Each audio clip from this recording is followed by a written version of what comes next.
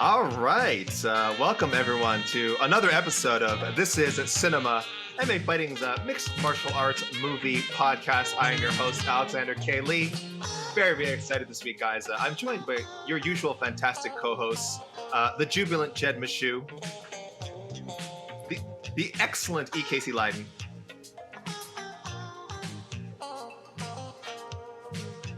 and a special guest, the gorgeous Guilherme Cruz. Now, we got a little bit of preamble here, but first let me address the fact that anyone who listened to last show is probably wondering, I thought you guys were doing, are you guys doing Bruise this week? And listen, our plan was to do Bruise, the Halle Berry Netflix MMA film, also featuring Valentina Shevchenko, but we forgot. This is UFC 301 Fight Week coming up. It's coming up this Saturday. José Aldo, the King of Rio, returning. And there just so happens to be a prominent José Aldo biopic that came out some time ago called Mais Forte que o Mundo. Guy, how was that, Guy? Yeah, B+. Okay. That was a good effort. B+. B+, wow. It was a little too Italian, I think. Mais Forte que o Mundo. It was a little Italian. I apologize. Mais Forte que o Mundo. Mais Forte que o Mundo. Thank you, Guy. I apologize to all our Portuguese and Italian listeners, and our English-speaking listeners at this point, frankly, because I don't think I'm doing that great. Anyone of ears, we apologize. English No, we title don't, of this, because we have the best intro music in the game. This is Yes. English title of this film, Stronger Than the World. I'm just going to be referring to it as the Aldo movie, the Aldo biopic. I'm not going to try that Portuguese name again. Of course, Guy, you're welcome to do so. So yes, the timing worked out. We will be doing Bruise probably ASAP, probably next week, but with José Aldo coming back at UFC 301. We decided to call an audible, and we got to bring in Guy. I mean, how can we complain? The other thing I have to mention is this is actually our full disclosure to everyone. This is our second recording of this episode. We got 45 minutes into a recording a few days ago. Technical difficulties, lost the episode. So if it sounds like some of our dialogue is rehashed, guess what? It probably is, because we literally... If it sounds that AK is pronounced Mais Forte que o Mundo so well, it's because we spent nearly an hour talking about this movie. So he just got to practice that already. And they should have seen how I pronounced it the first time. Yeah, it was incredible. I nailed it. I nailed it. A+. Thank you. It's well, they'll never know. It's lost to time. The other thing I forgot on the first episode was I forgot to mention I'm representing Brazil. You're a long way from home. This is Brazil. One day we're gonna do those. Jed, we're gonna do those movies. We're gonna shoehorn those movies into this. Buddy, guess what? I'm doing a Fast 5 thing this week in honor of UFC 301 because I was gonna make that happen. So this is Brazil, baby. It's right there on the board. UFC 301 is in Rio. Fast 5 is set in Rio. I don't think you're the only one having this thought right now this week. I think it's you and me, actually, but no, okay. The whole world. So, very quick spoiler-free synopsis. This is the life story of José Aldo, guys. It's told in kind of a weird way. It tracks his life from his days as a lumber-bashing, pizza-stealing bad boy to, of course, becoming one of the most decorated UFC champions and MMA fighters of all time. So, we're gonna get to spoilers real quick. So, we'll just let you guys know. If for some reason you haven't seen this 2016 film and are planning to, he beats Mark Hominick. He beats Mark Hominick. You can't do spoilers for a movie that's a decade old and based on a life that you know. Spoilers, Titanic sinks in the end, guys. This movie is not what people expect. All right, I don't want to ruin this experience that we had going through this very strange telling of José Aldo's life. Before we get into the meat of the movie itself, Guy, I think you got to give a little background on sort of the build to this movie, when it got released and why it got released when it did. Yeah, it was shot in 2015. I'm not a movie expert like AK, who knows everything about the Fast franchise, which is the greatest one in movie history. So I don't know if shooting a movie in, I think, 6 or 7 months is fast, because it was done that quickly. But the plan was to release that movie a month after José Aldo and this Irish guy that he fought in December 2015. But then something happened in the fight. I don't know if the fight got canceled. I never got to see the fight. And so they didn't release the movie. Instead, they waited 5 or 6 more months and premiered it 3 weeks before UFC 200, when José Aldo finally fought and won the belt again. I don't know why he wasn't the champion anymore. Something happened, and that some technical issue, I don't know. And he beat Frankie Edgar to win back the title. So that's why it took longer than expected to release that movie. But yeah, it was before an iconic victory for the Brazilian, the King of Rio.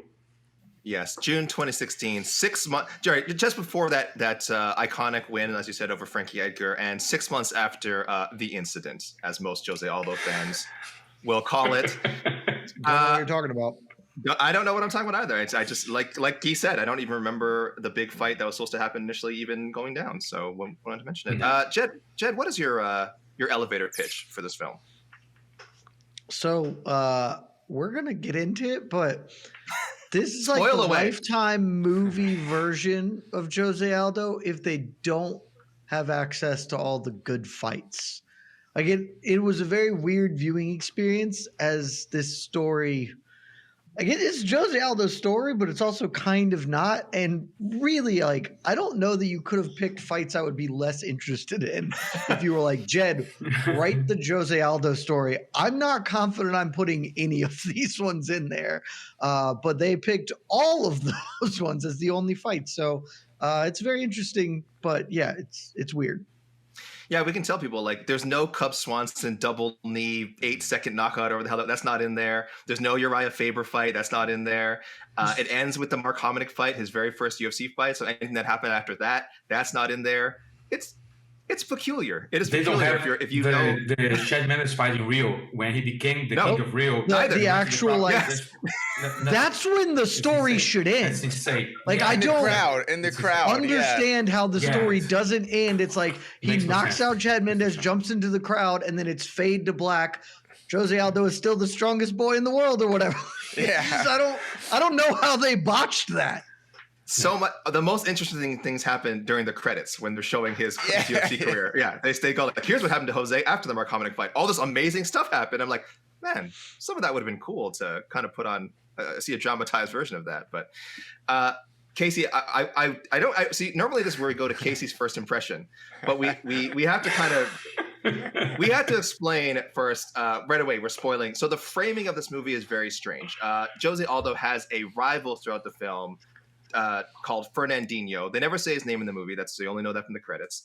He has a rival, very sinister, evil, almost mustache twirling rival who looks kind of like Ian McCall. And honestly, a little bit. I didn't think of that. But that's not bad. Not bad comp. When I saw the trailer, when I first saw the trailer of this movie, I thought like, oh, did they like repurpose Ian McCall to be the villain in this movie? Very strange. He has nothing to do with José Aldo.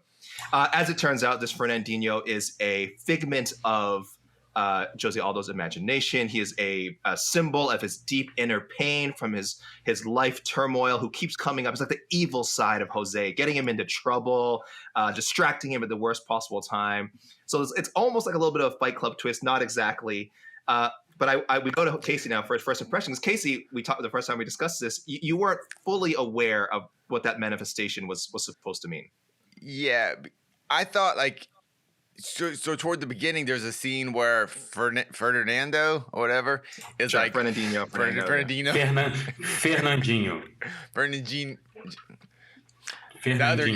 Evil Jose. You've been around MMA long enough. You can't get Fernandinho. Evil Aldo. Evil Aldo. I can't wait to see all the pronunciations ahead of UFC 201. It's gonna be. Evil Aldo. I thought Evil Aldo was just. I thought he was real at first. I mean, toward the end, I got it when he had like the identical facial scar. I was like, what a coincidence. But José Aldo. Yeah. Just go for the full Mario. Yeah. Okay. It did take me a while. Maybe because our version was a little bit of a low res version. Maybe I wasn't getting enough high res detail in the face. But it was like a weird Fight Club, I guess they were trying to do. But so that guy never existed, by the way, right? I don't think so. Nope. Okay. All right. Correct. I guess I have to rewatch it. I don't know. I actually rewatched some of the scenes now that I knew the M. Night Shyamalan twists, and I was kind of like, oh, okay, that's kind of. There's one part where the guy literally goes like, don't worry about me, man. It's like I don't even exist. And when I was first watching it, I was like, what a weird thing to say to someone. But I also thought it's, we got kind of this English subtitle translation. I assumed like, oh, maybe that's just like it didn't translate into English, so I didn't take it at face value. And then like, oh no, literally the guy does not exist, and they were just kind of tipping their cap early. So the scene where he hits, so the big car chase scene, well, yes, people chasing a car on foot. It's not really a car. It's like they're literally chasing a car, like running after a car. It's a car chase. It is a car chase. It is a car chase where the car is being chased by people and not the other way around. Yes. Yeah. And they can't get away from them. Yeah. So the guy that Aldo hits, he hits his evil version of him, or he thinks he is. It's a random guy. He's manifesting it like Bobby Boucher and the Water Boy. Yes. This is the man, except for he's actually just a dude. We should explain to people. I mentioned at the beginning lumber bashing. This is apparently a thing in the movie. In Manaus. I don't know. Jose and his friends drive around a car and hop out a window and literally hit people with a piece of lumber. And he does it to some guy who he thinks is his evil is Waldo. Waldo. Guy, tell us your favorite childhood stories about hitting people with 2x4s. Yeah. It's how childhood. Is that just the most common? At least once a week. I do that. It's so fun. Still, why not? I was gonna ask when's the last time you did it. Apparently last week. Yesterday. Every time I got a full place. I mean, like, I'm not gonna pretend. Just go around and smashing people in the face. I'm not gonna pretend. I wasn't a ne'er-do-well kid who like hit mailboxes with bats. Like that's a thing that kids do in America.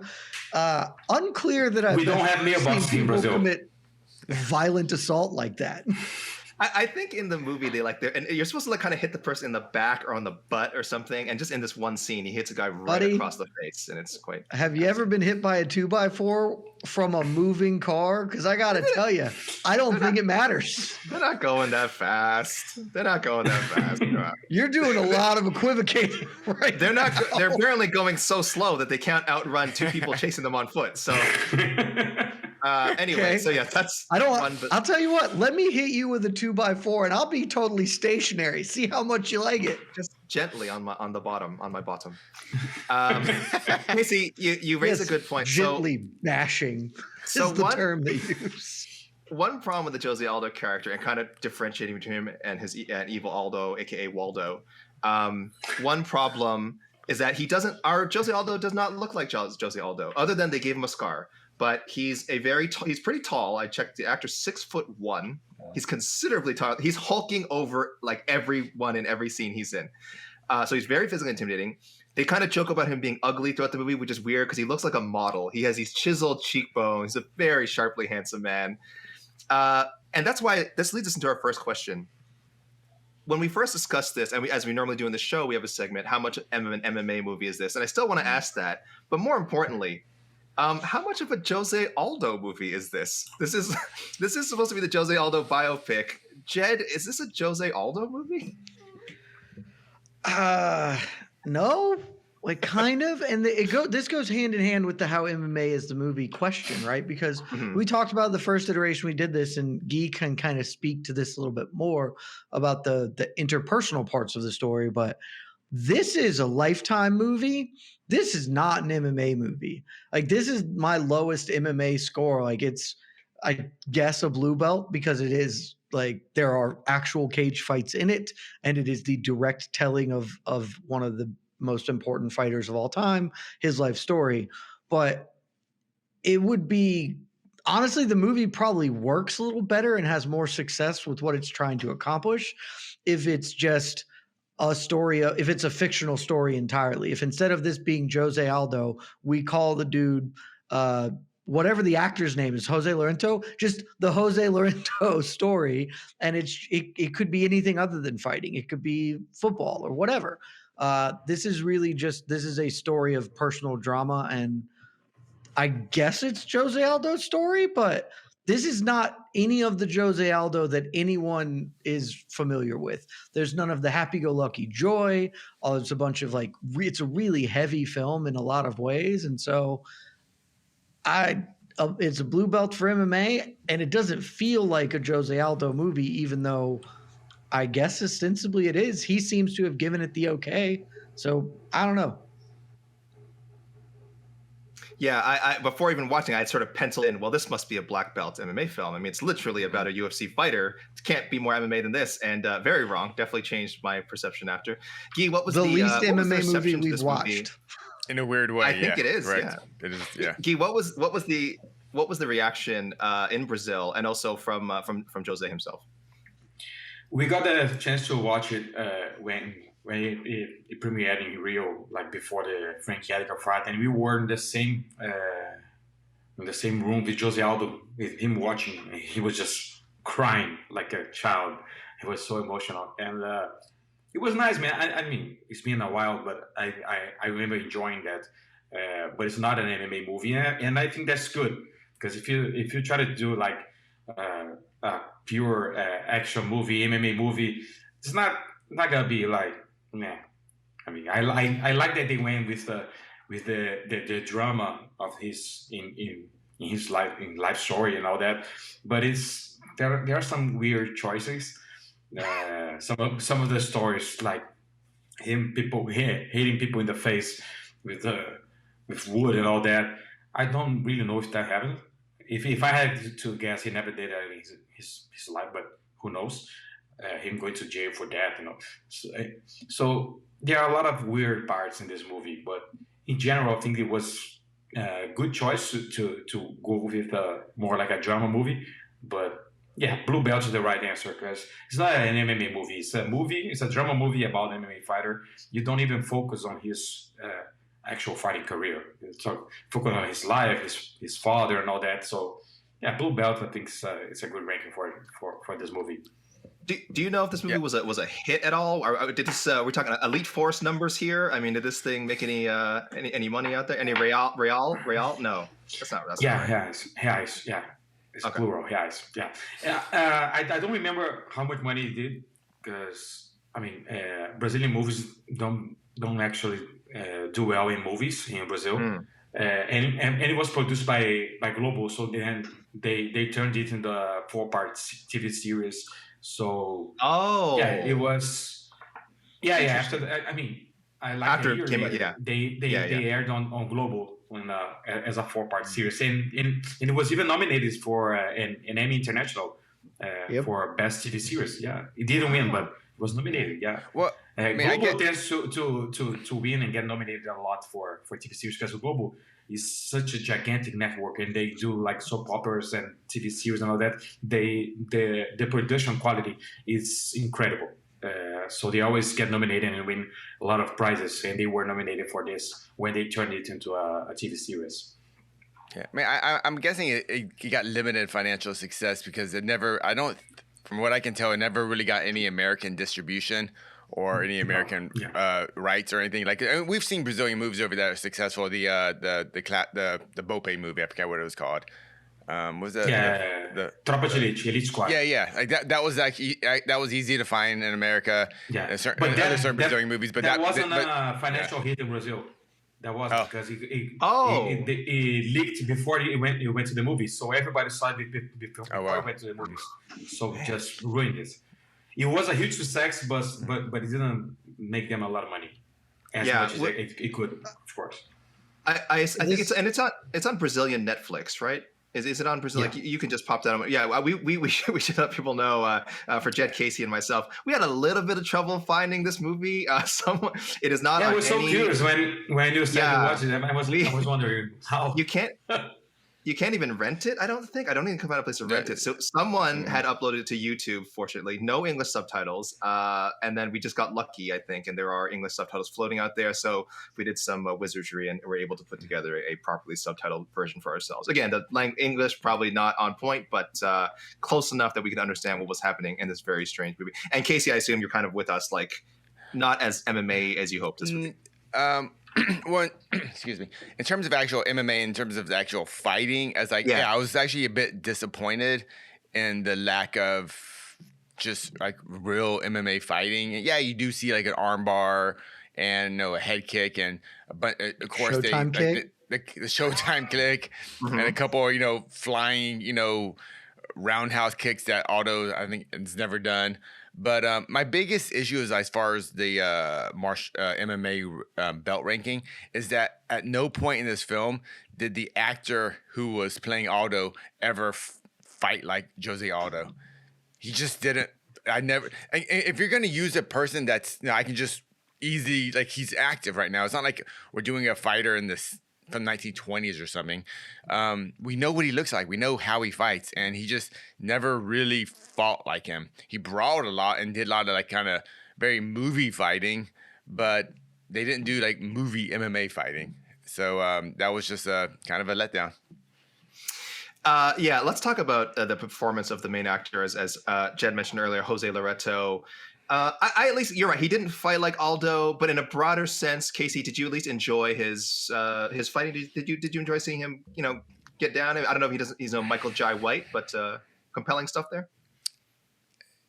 He looked like an actor fighting, to me. No, it didn't. It looked like movie fighting. That's it. It just looked like movie fighting. Guy, any previous experience with José Loreto, the actor? Any background on him? Do we know if is he an action guy? Was this his first big break, as far as you know? And what did you think of his fighting? Yeah, he does a lot of soap operas. And a few movies here and there, but never an actual a character like that, like a fighter. But he's I believe he's a brown belt in jiu-jitsu, and so is the Fernandinho, the actor Romulo Neto, is also brown belt in jiu-jitsu. And the original actor that was going to play José Aldo was Malvino Salvador, who's a brown belt in jiu-jitsu as well. He's now married to Kira Gracie. He's on his way to get a black belt under Kira Gracie. But they all have this experience as jiu-jitsu guys, but never as a striker. He had to work a lot. And like I said, since he wasn't the original plan, when he got the part in the movie, they started filming like 4 months later. So he didn't have much time to. He basically just got in crazy shape for the movie. But Malvino Salvador was supposed to be the actor in the movie for like 2 or 3 years, but in the end they just changed it. So José Loreto had to get ready for it in 3 months. So yeah, if you just train jiu-jitsu just for fun, it's not the same thing as pretending to be an elite striker like José Aldo. Yeah, and that's kind of what Case is getting at. You just never got that fluidity and that excitement that we associate with José Aldo striking. It was a lot of kind of movie heavy punches. There was leg kicks, but they're very dramatic. Like one leg kick would like sweep a guy off their feet, and I'm like, that's not really how it worked in the real life. In the paper fight, it kind of did, but outside of that, sure.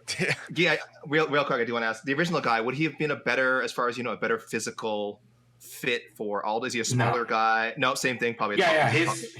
He's smaller than José Loreto, but I think José Loreto, you can turn him into José Aldo his face more than Malvino Salvador. Malvino Salvador doesn't really look like José Aldo at all. It would be harder to get him there. And I mean, José Loreto is big. If you get him next to José Aldo, he's way bigger, but the discrepancy is not as incredible as the actor that played Marcos Galvão.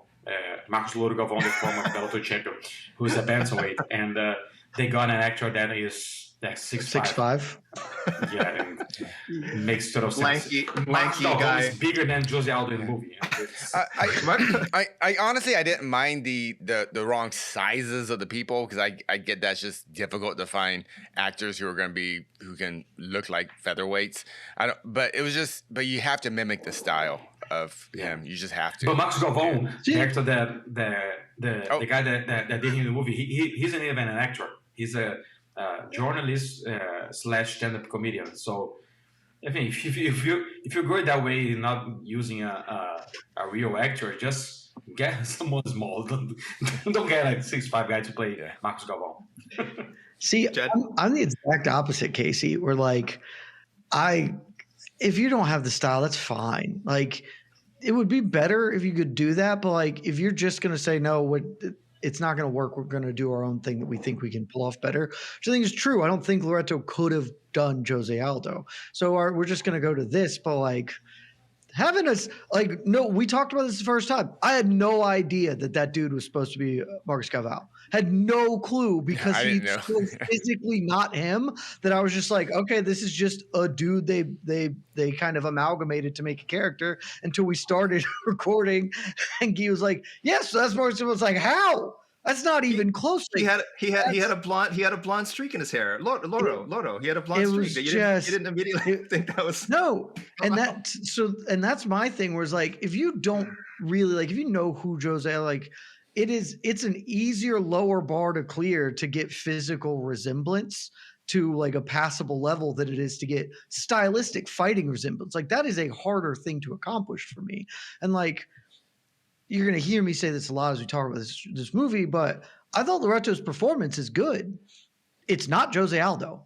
He's not doing José Aldo. If you are just talking about this character in a film, I think he does an admirable job here. If you are talking about him being José Aldo in a biopic, it's not. There's none of José Aldo's joy here. He is clearly a welterweight at least. Like it's a real tough thing for like a lot of how the movie is written and like the parts of José Aldo you are supposed to feel of like, oh, you know, they're trying to tell the story about a young boy who is maybe a little undersized and quote unquote ugly and stuff. And it kind of doesn't work when you've got a large male model in your lead acting role. Yeah, he's just kind of generic martial arts guy, which is, again, disappointing when you have a personality like José Aldo that we all know so well, whose personality and charisma transcends language. I mean, this is one of he rarely speaks English in real life in interviews and things like that. So that's how charismatic this guy is, and he's so connected with a global audience. And then just it's again no disrespect to José Loreto. Maybe it's how the character is written because it is, as Guy said, there's a big focus on drama and his personal life, his relationship with his father, who's abusive to his mother, and all that. So it's not really like there's not a lot of laughs to be had in this movie. But which is still, my biggest issue of the movie. Actually, there are no laughs. It's a joyless film. It's a joyless film, and that's. And I understand them choosing to show this other side of José Aldo, this which we want. We have to see something that we haven't seen. More. Yeah. Show something more. Show something of at least something of what we know about José Aldo. You're showing us nothing about what we know about José Aldo. Only this dark side that we don't know it, and maybe doesn't even exist, like him smashing people in the face in the streets of Manaus. We don't know if that's even true, so it's crazy. Legitimately. Like, I've been thinking about this since we did our first recording of this. If you just swapped character names and, like, that's it, all you did was you didn't call him José Aldo, and just, like, gave me this film on a blank slate. Here, watch this MMA movie. Tell me what you think about it. I am honestly not sure that I could draw the José Aldo comparison to like, oh, that movie is pretty clearly based on José Aldo's real life, isn't it? Like, I don't think I get there if you just swap character names. It is a wild time and not at all what I anticipated. Before we get to some of the negative, Jed, did any of the fighters, actors/fighters in the movie impress you? Did anyone kind of jump out? There's a lot of editing in the movie. We should say the movie has a lot of cuts.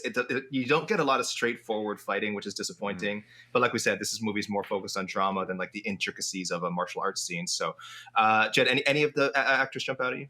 In a good, positive way. We'll get to the negative in a positive way. No, like, again, like I actually think all of them do a good job acting. There's so little fighting that there's nothing really to judge on like who would be the best fighter or whatever. There's just so little of that in the film. I think everyone fills their role mostly pretty well in this movie. It's just, if you're looking at it through the lens of an individual I am familiar with, it is a wholesale fail. But if you're just looking at this as a film, I think everybody's just good. Like there's nobody that jumps off the screen to me that I'm like, oh, that guy's really bringing the film down, which frankly is the first time I can say that on the movies we have covered thus far. There's at least one really bad performance in every movie we've talked about thus far. I think all of these are perfectly fine. Like the guy who does Galvala is, I guess, the worst actor of the group. Yeah, but he's okay. He's funny. He's not even an actor. Yeah, and it's fine. It's not like a terrible performance. He's probably just the worst one. So, and shout out to my boy Pedro Rizzo. The other actors, they're just elite. They're some of the best in Brazil. Some of the best actors, the global hairs, they just have like decades of experience. They're not father, like the father is fantastic. Yeah, Jose's dad is the really quality of the acting I was always okay with. It was just they weren't given the words. They weren't given the script. It just wasn't there. So. The thing about this movie that I kept thinking about as I watched it is this is a professional film.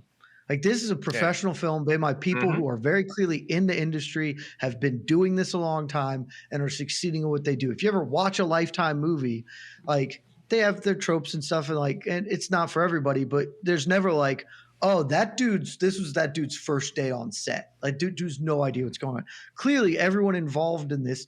I had a lot of issues with some parts of it. Editing was real tough. And I feel like there's probably a lot of valid scenes left on the cutting floor here. But like this was up and down, thought this was a very well put together film for what it was attempting to accomplish.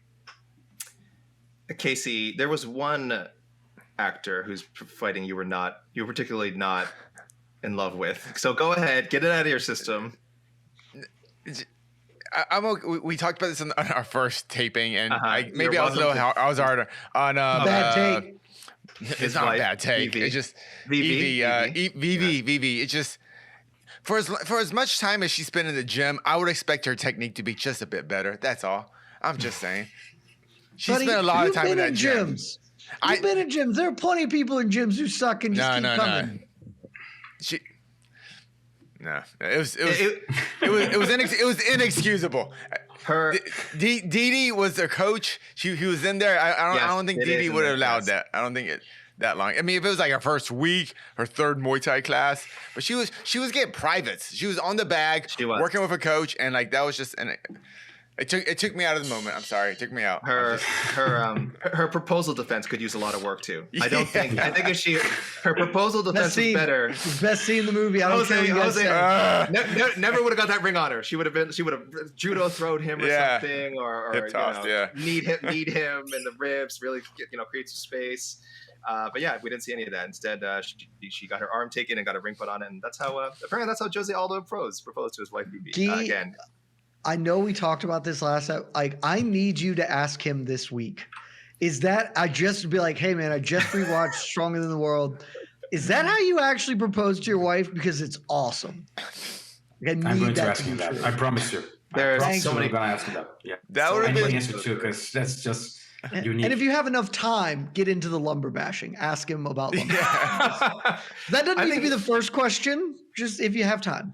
I think legally, Jose should not talk about the lumber bashing. But that's just me. I mean, he just served jail time, apparently, like 5 hours or something like that. So he's already okay with law. No big deal. It's been a while. Jed, you mentioned pretty accurately that there's really no point in breaking down individual fight scenes because, again, they're really chopped up. It's not necessarily bad, and there's quite a few of them. We do see some montages. We do see a couple of pivotal fights in his career. We should tell people it kind of goes from his regional career to one WEC fight, the WEC title fight with Mike Brown, and then goes right from that to the UFC title fight, his first UFC fight with Mark Hominick in Toronto. So there's some jumping his around. Debut fight. It's Mario Bagola, then it's Mike Thomas Brown, and then it's Hominick, and those are the only fights in the movie other than his loss as well. Oh yeah. Yes. I guess that's in there because it's like real short though, because that's mostly dealing with the other part of it. And it's like so there's that. The Azevedo loss. Coach say that if you lose one more, you're out. No way. Oh yeah, like out of what? Like what? Out of you're just gonna retire? You're gonna go back to my house after this. Like honestly, the biggest fight in the movie is the restaurant fight. Like that's the fight. Yeah, let's talk about that. That is the fight of the movie. That is like the longest prolonged fight. Which I got to tell you, man, fundamentally, you're making a José Aldo movie, and that the fight you are going to focus the most on in the film is a restaurant brawl is an insane choice. But isn't it an acai shop? So it's so Brazilian, right? Come on. Yeah. Big shout out to fake Mark Hominick, who is kind of like the final boss of this movie. It's presented in a very strange way. It is the very first UFC fight of José's career is the end of this movie. We kind of said this earlier. They kind of talk about the rest of everything that happened in the UFC in the credits. Strange choice, but it's fine. This is an origin story. And the fight, for the most part, is pretty faithful to what happened at UFC 129. José wins the first 4 rounds pretty comfortably. And then there's a very dramatic 5th round with Mark Hominick on top. 21-0, by the way. Bill is 21-0 in this movie. Undefeated fighter, as we all remember. I think he was actually 20-9 in real life or something. But he's beating up Aldo from half guard. But people remember this in real life. Clear round for Hominick. In the movie, it's like he's battering and bloodying José. His corner is like shouting for him, like, get up, like, you got to survive, José, you got to survive the round. He's having flashbacks to his relationship with his father and his wife, who he loves, or his fiance at this point, I guess. He has a flashback of the scar. Hey, the scarred José Waldo. He had a flashback on him. It's very, very dramatic. Hey, listen, maybe that was what was going through Aldo's mind in that actual fight. We don't know. We weren't in it. Maybe they asked Mark Hominick. You forgot the other part of it. Round 5. They asked Hominick, what did you think was going through Aldo's mind? Well, I'll tell you, I was looking in his eyes. I could see his whole life flashing in there. It was crazy. And they're like, You also forgot that they set it up in the writing that his dad dies like right before the fight. We don't know that. Not what happens in real life. That's how it's edited together. It's edited like Day-Day's in the back. It's like, gets a call that José's father has died. Yeah. Okay, well, we're going to go walk out. It's such a weird thing. But we don't know that until after that's the call he received. We know there's like some dramatic talk before, and then after the fight's over, they kind of flash. What other call did you think he was getting at that point? If you're watching, I don't know. Maybe he had a hearing for his lumber bashing. I don't know. Sure, I got into a lot of trouble. I don't know what's going on. When I saw him getting a call, I was like, "Oh, José's father's died." That's very clearly because that's what the rest of the film have been setting up. And I believe it's not even real. Yes, it's not even real. He had passed, but well before. Like a year before, right? Like a year. Like 3 months after he fought Ralph Faber. So after that, 3 months later, he fought Manny Gamburia, and then he fought in the UFC. So it was a while. I don't know why they decided to just kill his father before his UFC debut instead of like telling the real story. It's the choices made in this movie are so. There are choices. Let's say there are choices. Yeah, they shuffle his career a lot. Some of his biggest moments, again, relegated to montage. Some of the biggest moments you don't even see in the montage. We don't see his most famous knockout of Cub Swanson. They didn't even montage that. It wasn't in there at all, right? I was waiting for it. I was waiting for the Chad Mendes knee. I was waiting for him to go into the crowd, at least in the montage. Nothing. They should have had the Mark Hominick. I don't get it. They should have taken the ending of the Mendes fight, the first Mendes fight, and just the ending of the Hominick fight. Like, I think that would have made a more dramatic moment. I mean, we all would have been rolling our eyes. I think they just shouldn't have had the Mark Hominick fight. Who gives a shit about it? Yes, it is. Well, I think it's his UFC debut. We talked about this the first time we did this. They directly bring in the WEC as a thing, which is real weird and confusing for this sort of a story because, like, you're already taking liberties. Just be like, yeah, UFC is the whole time. No one would actually have a major issue with that. Just be like, oh, we beat Mike Thomas Brown for the world championship. Just don't even have to call it the UFC belt. Like, just that. Like, if I could change one thing, this is a category we have, and I'm jumping us right into it, AK, I would change the whole movie. Like, I think this movie works and is fine, but like, I just don't like the fundamental decisions of what parts of his fight career to cover, because this movie should end with the Chad Mendes KO. It should have the Cub Swanson flying knee and like probably the Uriah Faber fight over Mike Thomas Brown. Like, you just run those as the 3 fights that you cover. And that's good. You can do all the other storytelling aspects to it, but just like, it's the weirdest thing in the world to me to end on the Mark Hominick fight. Like, if I could only change a single thing, end on Chad Mendes. There's no reason for us to be doing the Mark Hominick fight other than they're clearly trying to shoehorn in the dead father angle, but it's not even true. Yeah, if you're doing that, just do Manny Gambarian. Who cares? That would be like doing a John Jones movie and it ends on the OSP fight or something. Almost exactly. It's super weird. John came back and won the belt. Okay. Move credits roll. Weird as shit, man. And like I said, if you're gonna meld it again, I would again tack the Chad Mendes ending onto the Mark Hominick fight, and then but then he jumps into the Toronto crowd. I don't know. It wouldn't have made. Yeah, you know what? Yeah, I guess you can't do that. Well, but look, yes, just don't even call it a Toronto crowd if it's clearly a Brazilian dude with Brazilian fight shorts. Like, I don't know what we're doing. Yeah, the whole like really the Canadian angle on it too. Like really like we must be in Canada because people are holding flags. It was just like you just don't have to say that part of it. Like you could just leave this out and it would be fine. I didn't have a problem with it. Loved it. Love that part. We should also, they did want to make a big deal about, well, I guess because they wanted to tie it to a real life massive event, UFC 129, I think at the time was the attendance record. This was before Ronda and Australia, I think. So this was like their UFC's attendance record. So they want to make it like a super big deal. But again, they could have said it anywhere. They could have said it anywhere. The writers were kind of trying to set it up like this is the biggest deal of his career because there's so many people there. But it was just, but they don't have the budget to kind of show that crowd and make it feel that big. There was stock footage. There was stock footage from the actual event. Yeah, Bruce Buffer, they did get to refilm. There was definitely a new, like they got Bruce Buffer to film like a new intro to the fight. I mean, I guess he's probably just reading the same stuff he read that night, but they filmed it so we could, it felt very real in the movie. Yeah, that kills me though because if they can get Bruce Buffer, they could get him. They could have gotten Goldie. A Canadian. I mean, they could have gotten Goldie, which would be fine, but that's whatever. Like, it was so dissociating to watch Mike Thomas Brown and Mark Hominick be played by very clearly kind of overweight Brazilian actors. Yes. Like, why? You can't just go to the beach. There's some Canadian on vacation. Just have him step in there and get his ass beat. Like, this shouldn't be that hard. In a film that is so very clearly professionally done, from front to back, they just punted on this, and it was so distracting to me. Yes, and by the way, Mark, like you said, Mark Hominick clearly not a Canadian. I'm looking at his profile now.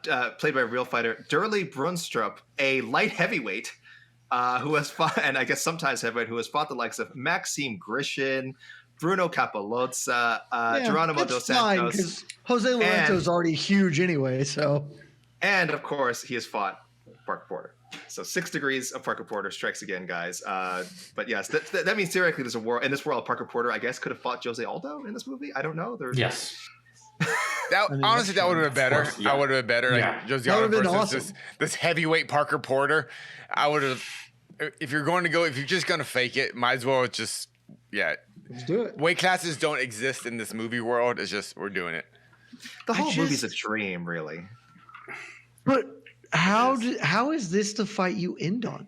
I don't know. Fundamentally, from a basic story, if there was no other good fights and you're just like, okay, well, the Korean zombie fight ends weirdly and we don't want to end there, and Kenny Florian's sort of a whatever decision. Even if you want to go with a war, go with the second Chad Mendes fight. There you go. Yeah. Like it's just combine them. Combine fights. I don't know, dude. Sure, mix them together. In the history of cinematic MMA fights and finishes, José Aldo cheating, kneeing Chad Mendes in the face, and jumping into the crowd to be mobbed by the city of Rio is like top 5 all time. And you're just don't need it. It is the most cinematic thing you could have. Ever. There's not another fighter who has a better moment to end a fight on than Jose, and they didn't do it. We saw the greatest championship celebration we may have ever seen. To the crowd. The Rap favorite fight as well. It's so insane. He also went to the crowd in California. It almost WC where he ran up the aisles and stuff. It was like I remember those moments. I was like, oh my God, this guy is amazing. Because like he isn't that guy before the fight, but as soon as he wins, he becomes this completely different person. And that was kind of incredible. As a fan watching it, it was incredible. And we're watching this movie because we're fans, not because we're watching we're not watching this film for any other reason. And so we were expecting something like that, and we got zero. Hey, fanboys. You want to relive those moments? Queue up ESPN Plus or UFC Fight Pass, all right? If you want to see a movie about a man's life. Buddy, he's on Fight Pass. He ain't on ESPN Plus. You watch the Joe. Do you guys even have Fight Pass anymore? I don't even know if you guys I do. Okay. ESPN Plus doesn't have? We don't have that in Canada. ESPN, we have that in Brazil too. This is not relative to anything. ESPN Plus basically has a 2-year shelf life. And then stuff rolls on. If it's like older stuff, it's all on Fight Pass. Okay. And just to get you all jealous, we got Fight Pass in Brazil, and it's $30 a whole year to get every UFC event. $30. Pay-per-views. I mean, that's a steal. That's fantastic. But I'd be afraid of getting lumber bashed or on the streets. Yeah, that's the price you have to pay. That's the price to pay, man. Worth it. Yes. Instead of a dramatic knockout of Chad Mendes or a dramatic back and forth, one of the best fights of all time fight with Chad Mendes, we get a decision win for José Aldo, which people remember in real life, of course. 48. I got to read the scores here. 48-46 real score. 49-46 real score. And a very suspect, considering let's remember Mark Hominick dominated the 5th round. A very suspect. Almost killed him in the movie. 50-43 scorecard for Aldo. He didn't even get the round 5. He didn't get round 5. He might have gotten 10-8 the other way. If I'm being 50-43, like what? I don't know. How do you? So very controversial. A couple of 10-8s in those early rounds. Yeah, I'm not sure why they tweaked that. I think it was like 11-8 to compensate the round. Sure. Oh, okay. 11. Oh, the rare 11. Yeah. 11-8 score. It was so much. He beat him so much. I gave him an 11. I'm pretty sure in real life it was another 48-46 or 49-46. I don't know why they made that change. Very random. Again, I have people in Brazil have no idea how to score fights. I've been to Canada. We don't know how to do it in America either, so it's fine. I've been to an MMA event once, and I saw the judge score a fight. It was like 8-3. Like 15 and 4. I love that. He's just like counting that like 8-3 score. Like that. Okay, he punches it 15 times, 15, and he just got beat up 2. That's the 15 and 2. Jed, I've seen your live blogs. I've seen you throw some pretty wild scores. Throw some 15-2s in there next time. I want to see. I'll throw an 8-3 for sure. 8-3. Yeah. It's an 8-3 round. Just felt like one. Again, yeah, it's really hard to evaluate. We normally like to do a tier list. It's really kind of hard to evaluate who can actually fight in this movie. I did do it anyway. You guys can dispute it. Casey, I know you will. So very quickly, I thought the S tier, the best guys, obviously Aldo and Evil Aldo, neck and neck. Aldo does beat Evil Aldo in the film at one point, but A tier, I actually thought I liked fake Mark Hominick. I thought he's an A tier fighter. Casey, I'm sorry. I actually thought I liked Vivi at first. I guess I'm wrong. I need to reconfigure. I had her as a B tier fighter. I guess she belongs D tier. C tier, fake Mike Brown. I don't know. I just wasn't impressed. And D tier, I slept in with the juice bar. One of the guys who was fighting the juice bar because pretty good, like takedown. I think he like slammed Aldo at one point. And I'm like, we can work with this here. So I don't know if I left anyone off the list or if I overrated anyone. Maybe Vivi. We'll see.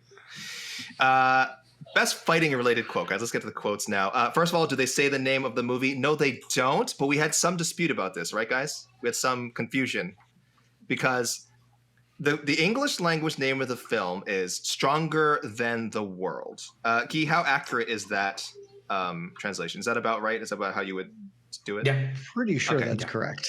Okay, Stronger Than the World. But in the movie, they come close to saying it. At the end, they go, José Aldo became the strongest boy in the world. You're the strongest boy in the world. So we're like, does that count as saying the name of the movie? Probably not, right? It makes no sense. Okay. I mean, it's kind of adorable. But he's the strongest boy in the world. It's kind of adorable. No, I'll be honest. And you know what? We needed more of adorable José Aldo in this movie. Like, not even joking. There's like, none. That's what we're talking about. There's zero parts of it. We've all seen the video of him buying a suit. That's adorable Aldo. That is adorable Aldo. There is no hint of that in this movie. How is there not a montage when he's like rising up the ranks of like him flying kneeing somebody and going and partying and then getting like buying a suit? Like it's just no. missed opportunity. Yeah, actually, that was a giant part of the movie I really didn't like too. Is the fact that supposedly he went from stealing pizza to UFC champ, but I didn't see that. If they're trying to sell a rags to riches story, they didn't sell the riches. The suit and everything. Right. His life. Well, it is the UFC, so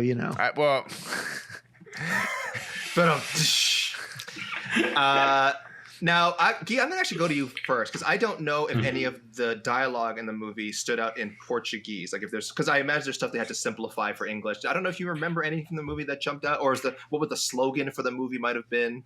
Was there any cool phrase that, again, they threw in there that they just couldn't translate properly? Anything jump out at you dialogue-wise here? No. Okay. I was hoping because no. Yeah, there are two quotes, baby. Instead of like getting quotes from the movie, because I thought you guys would. I went back and got the quotes from Aldo himself after watching the movie. What he said about the movie. This is what he said. I don't know if we agree. Aldo said, and I quote: "I think that being a fight fan or not, this movie will move you because it's an emotional story. It's impossible not to cry. It's a beautiful movie." Do you agree with José Aldo? I mean, no. like Jed said, it's I disagree kind of with the crying part, but I do think it's a fine film. Yeah, it is kind of a beautiful movie. I don't. Can I talk about the father story now? Of course, please dig in. Because that was to me another giant issue I just didn't get. They show his father beat the crap out of his mom, but they showed no kind of redemption. But yet, Aldo was like really sad. His dad died a year before the fight, or I don't know. It was complexity of the human spirit, Casey. So, but I don't. As a viewer, why do I care? Like, oh, this guy that beats the crap out of José Aldo's mom is dead now, and it's his father. I don't know that you need to care, but you can recognize that he still cares about it. Why does José Aldo care about the guy? Why doesn't he care about his mom? Casey, why is he so focused on his dad? There's no explanation for that. Get into the deep complexities of the relationships between fathers and sons and the role domestic violence plays to screw that up. But there's a whole lot of films and literature and people out there who still love their parents despite being the victims of domestic abuse in the home life. Yeah, we should be clear in this movie. There is so they reconcile because his father has some sort of indeterminate illness and falls sick and dies, and that's when they essentially like, oh, well, this is our last chance to sort of forgive each other. So he forgives his father, but his father never really apologizes. He never really like takes responsibility for what he did. No, his whole thing is like, well, I guess I did a good job by chasing you away, and I'm like, that's not how that works. You don't get to own that. You don't get to say, well, I improved my child's life by being a horrible person. And so, like, it's there's no reconciliation. There's no actual reconciliation. Here's the thing. I agree that, like, sure, that's not how that is absolutely how, like, things like this happen every day in the real world. I know, but this is a movie. Around people have this, but like, I don't know. I kind of respected the fact that this was like a pretty unflinching look at this aspect of life. It's like, oh yeah, like again. Guy, another thing to ask Jose about at the presser, if you want to bring that up. I'm not asking you. Yeah, no, that in the presser. I'm just saying. No. I mean, we can finally get some answers, get some closure. Because he doesn't get it. So honestly, like, it was just. I mean, I guess everyone's degree of what's acceptable, and that was just to me like unacceptable as a viewer. Like, he beat. Like, they showed scenes of him beating the crap out of his mom, and then like later on, like, Dad.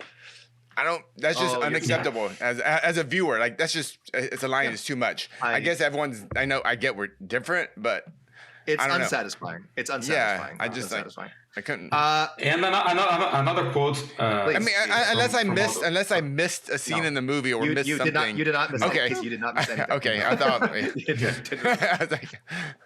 The director, Afonso Poyar, said he saw potential at the time for a second movie because they were hopeful that he would fight Conor again, but obviously never happened. Oh, no. And they were hopeful that they would get the rematch, and wins the rematch, then stronger than the World 2 or something like that. And you know what, Guy? He's still stronger than the world. Hold on.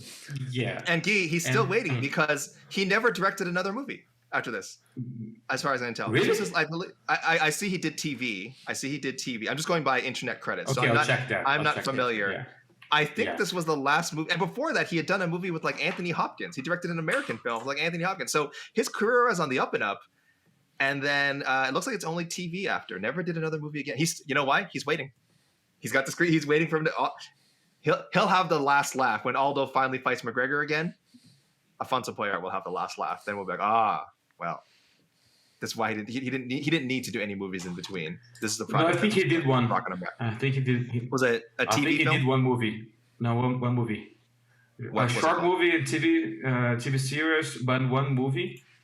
Galeria Futuro. I've never seen that in my life. So yeah. Okay. Based on this movie, Aldo will get a rematch of Conor McGregor. They will shoot the sequel, and the sequel will end with the Jonathan Martinez fight. Yeah, that's right. Yeah, they're just waiting. José Aldo said like, there's a huge story to be told in the future, just like in the Rocky movie. They had a lot of movies. I think that they get my belt back again. It was before the Frankie Edgar rematch, UFC 200. I think getting my belt back, this story would be awesome. I think it would be a great story with me beating Conor and getting the belt back. God, I would love to make like 5 Aldo movies. I'm sad we're not living in the world where we got the Aldo franchise. We don't need an Aldo franchise. I just think we now have a real path to write the good José Aldo movie and make it. Because like I could go over with American sports fans real easy. You just do that. Jed, I think you and I have the same best quote, I'm assuming. And again, I really need to run this by Guy because I just didn't understand the If you guys don't know what my best quote is going to be, we're not friends. I assume it's involving a word, one of your favorite insults. Sure. Taunt, one of your favorite taunts. There's a what was his character? He's like the janitor, or what was he? The Sabara. He was like he works at the gym. He's a guy who works at the gym. Custodial services. Custodial service. Why? And a very wise man, clearly like a wise man who's lived a life. And he's a pretty classic guy in boxing films, like the janitor, like the boxing gym janitor. And like Jed, from the first day, what is his advice to José Aldo and the other young fighters? I mean, it's advice to José Aldo and the other young fighters, but really this is life advice. It's advice you can take with you. And I certainly try to live by every day. It's annihilate the Playboys. You have to annihilate the Playboys. What? This is easily the best quote in this movie. I have one other quote that I like, but this is the best quote of all time. The best quote in any of the movies we've had. It means annihilate the Playboys. You know, so in the tournament, lifestyle, AK. If you don't know, better ask somebody. And I think for UFC fans, I remember hearing that during the Anderson Silva Damian Maia fight, right? Where's your jiu-jitsu now, Playboy? Yes. It's the best insult to fight history. Like I said, just if you don't know what that means, just ask Feijão. Rafael Cavalcante, he'll tell you that. Oh yeah. But what does this have to do with Aldo? Like I was familiar with Playboy being a very derogatory. Not know that? I was going to say, do you not know the derivation of like Playboy being a derogatory thing? But what did that have to do with this movie, though? With this story in particular? I think it's just Aldo coming from a poor family, from Manaus, and coming to Rio and just beat the crap out of the rich people here. Just AK, I got it for you. You're Canadian. You're Canadian. You love hockey by definition. Do you remember in the seminal franchise, The Mighty Ducks, when they would just call Adam Banks Cake Eater? It's that. It's just calling. You gotta annihilate the cake eaters. Annihilate the Playboys. Okay? That's not clearing things up for me. I'm more confused now than I was before. Eating cake is a sin, just like being a Playboy is a sin. You're too fancy. Guy, is the English translation, does that cover that same idea? Like, did they kind of get it right? Yeah. Same idea? Yeah. Okay. I mean, I haven't watched the movie with English subtitles, but yeah, based on that, that phrase is correct. And that's something that you have to live by. Always be the Playboys. Always. What if I ever get a tattoo? That might be it. What if I am a Playboy? Then what? Then I'm in trouble. Like José Aldo, no. annihilate that version of yourself. To Brazil, AK, if you come to Brazil, you're never going to be a Playboy. You're going to be a gringo. Okay, Always. That's good, I think. I've heard that's a good thing. And we are usually cool with gringos, so you'll be fine. Usually, I heard a usually in there. Casey, did that line resonate with you right away, or were you as confused as I was? Are you gonna play Casey? No. Gringo.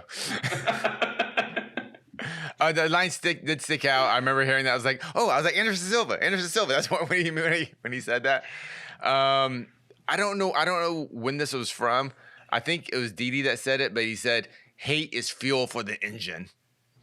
I wrote that down. That was Didi that said it. Yeah, it was Didi. What do you think about the performance of Didi? Maybe as in the movie, and like I thought there. Just 1 second, it's Dede.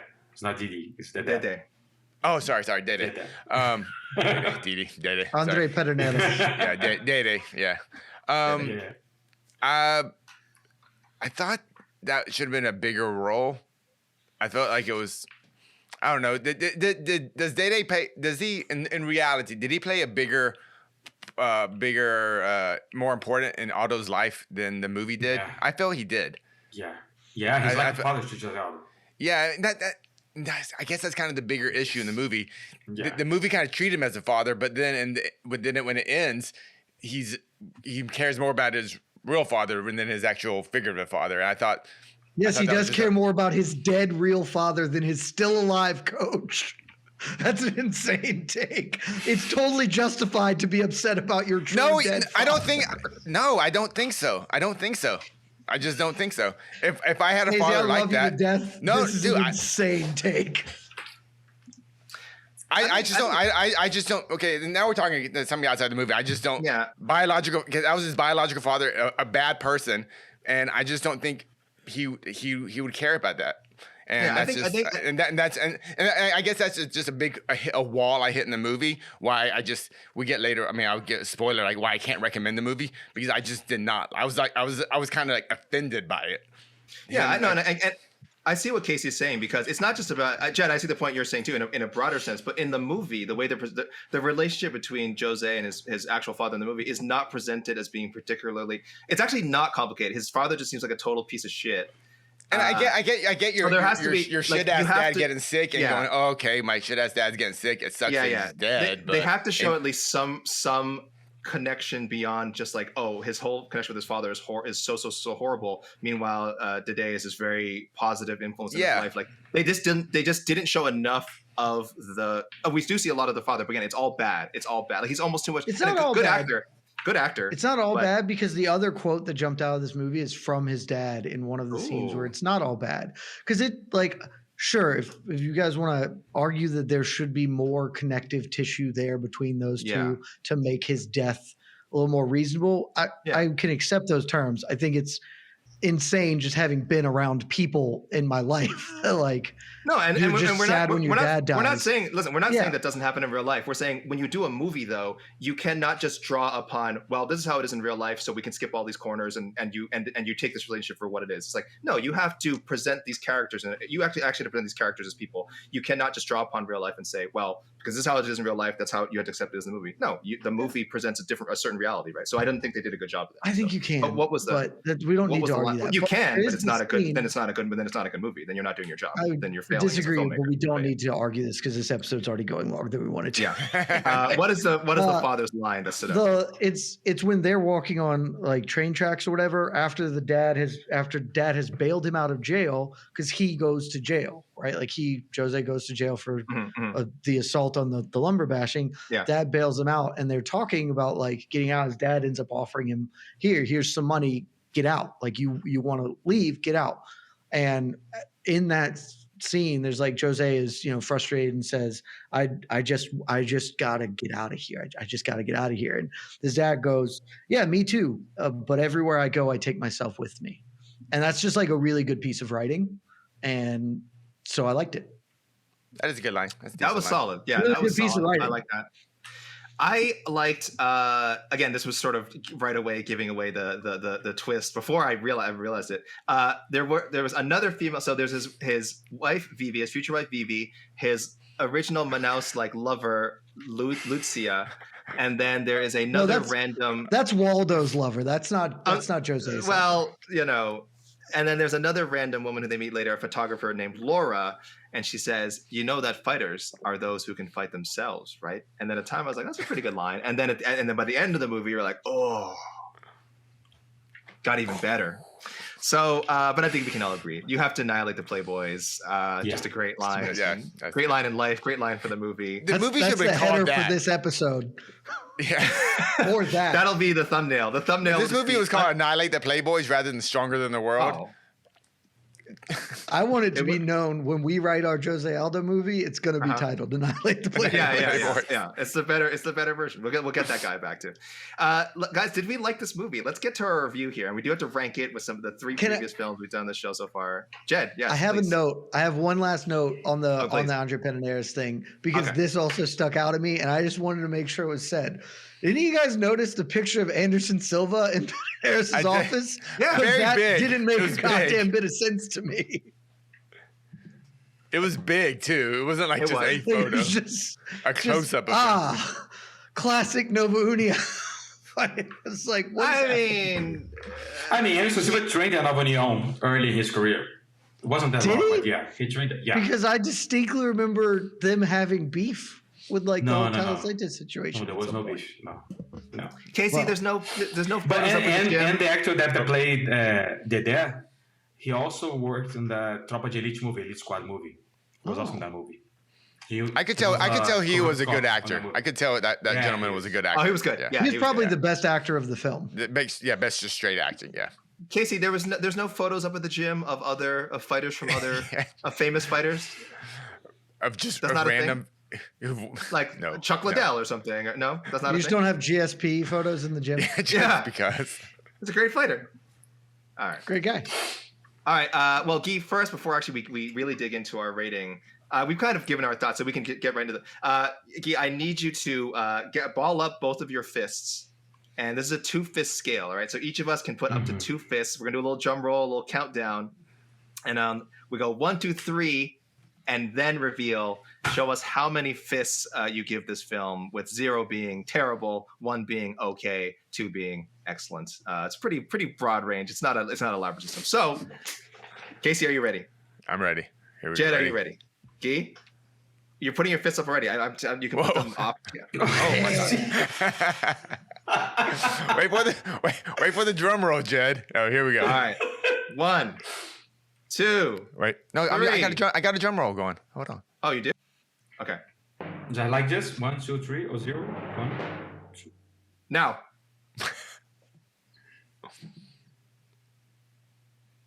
Casey, 3 0. 3, but a 0 from Casey, so that's going to hurt the average. So again, normally we have a 1 to 6. 0 to 6. This is now 0 to 8. So we're going to have to do the averages here. I'm pretty sure that this means this is not our number one. Doing the math here, this is not our number one MMA film. Yes, it does not have 50% fists. Yes, so it does not have 50% fists. Just below. Casey, why? You've kind of given your reasons, but real quick, why the 0? Why the 0? The ending. Okay, if this is a biopic and of something very recent, we're not talking about something in the 20s or whatever. It just needs to be more accurate to something, and the creative choices they picked, the Hominick fight, the lack of the Mendez fights, the lack of the Cub Swanson knockout, the lack of his amazing celebrations, the lack of just feeling like José Aldo is in there fighting rather than just a handsome Brazilian actor fighting, were too much for me to give it a fist. So, although production-wise, filmmaking-wise, this might be the best one as far as like hiring the best cinematographers and things like that. But in the end of the day, it's still a fight film, and the fights were poorly choreographed, poorly edited, and that wasn't enough to make up for generally good acting with a bad script. So no fist for me. Yeah, I think we can all agree we enjoyed the production values. Didn't love the fighting. So, Guy, why 1 fist then? How does it earn the 1 fist? It's all right. It's good. I mean, like I said, it's not an MMA movie. It's not an action movie. It's a drama, and it's all right. It works in a certain way, but you would expect more of an MMA movie when you're doing a movie about José Aldo. So, it made José Aldo cry. How can you speak so lightly of this film? It made him cry. It didn't make me cry, so. If you had José Aldo, he's gonna give you all the fists you want, but if you're asking me, so that's it. Two fists and a leg kick. Jed, yes. why the or one fist? A Showtime kick? Or a Showtime kick, as we all know he did. Yeah. I think this is the best movie we watched. It's the least MMA movie, which is tough.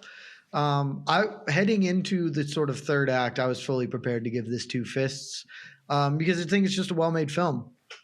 Ultimately, the creative choices, certainly down the stretch, take enough away. If this movie ends on Chad Mendez, it's getting 2 fists. Like, that's pretty much how this would go for me, because I was able to very quickly disassociate this from José Aldo. Like, I know that this is the José Aldo biopic, but pretty early on, I was like, okay, this isn't what I was anticipating. This isn't sort of a traditional biopic.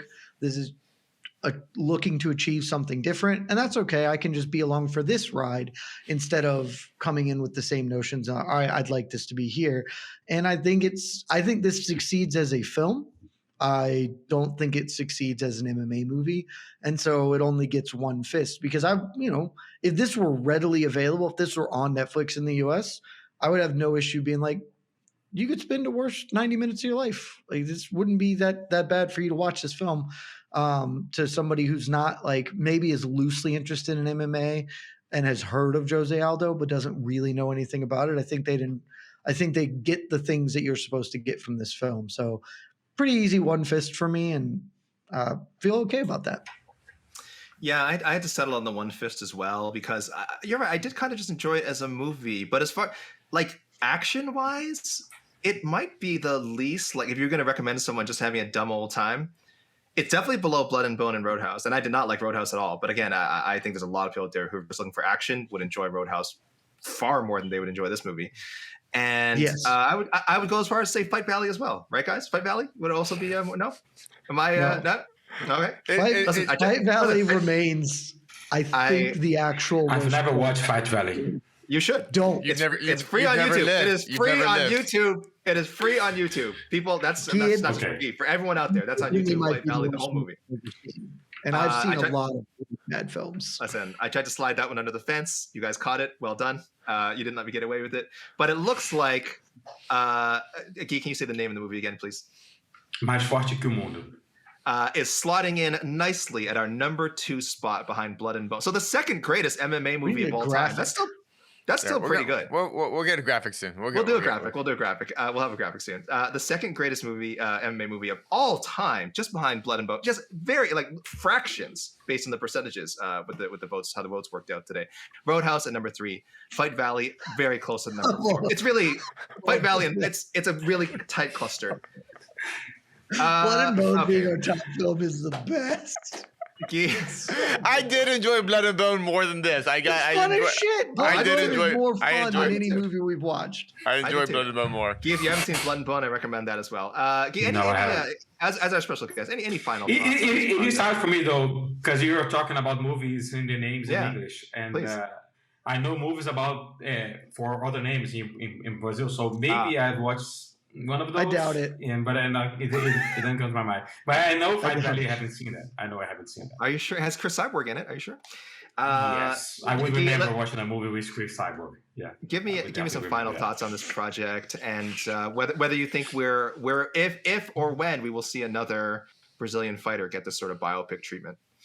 I mean, there's a lot of great stories for movies.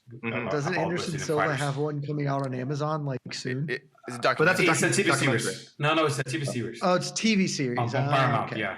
About his life story? That's right, Paramount. Yeah. Yeah. What? Yeah. Wait, an actor playing him? Who did the Anderson Dam? Is this an actor or a documentary? Actor. It's an actor. Yeah. There are 3 different actors for Anderson Silva. Oh, well, there we go, guys. Teenager. There's a future. Thank you, Guy. We have future. Did you guys really not know about this? I know. I totally forgot. If I knew, I didn't. I just didn't know. I mean, there are potential movies. Big Nog, he's life is incredible. Getting oh my run over by God, a Nog truck deserves one. and becoming a heavyweight champion. I mean, if you tell that story, you don't believe it can ever be real, and that's Big Nog, a real person. Nog is a great story. A lot of potential for great stories. But yeah, José Aldo is a cool first start. Afonso Poyart, if you're out there, we need your special touch, I think, to tell some of these stories. Yes, this is the man to tell. I Big saw Nog the creative story. choices you made here. You don't get to botch Big Nog by doing like the Fedor fight as the final film. Like, no, we're not doing that. The truck will be Big Nog's Fernandinho. It will haunt him throughout the film. Like, he will keep seeing the truck like coming around the corner, like, oh my God, like during his greatest moments, like, and only in the end will you realize, the truck was not real. Fedor's truck. Yeah, exactly. Yeah, the truck is Fedor. Anyway, thank you so much. We could not have done this episode without you. Could not possibly done it without you. Thank you, as always, to Jed and Casey. Next week, everyone, next episode, we will be doing Bruise. We had some powerful female characters in this movie, but finally we'll have a movie where the women take center stage. Halle Berry, Valentina Shevchenko, and others. Thank you again for joining us on another episode of This Is CineMMA, and we'll see you next time. Love y'all.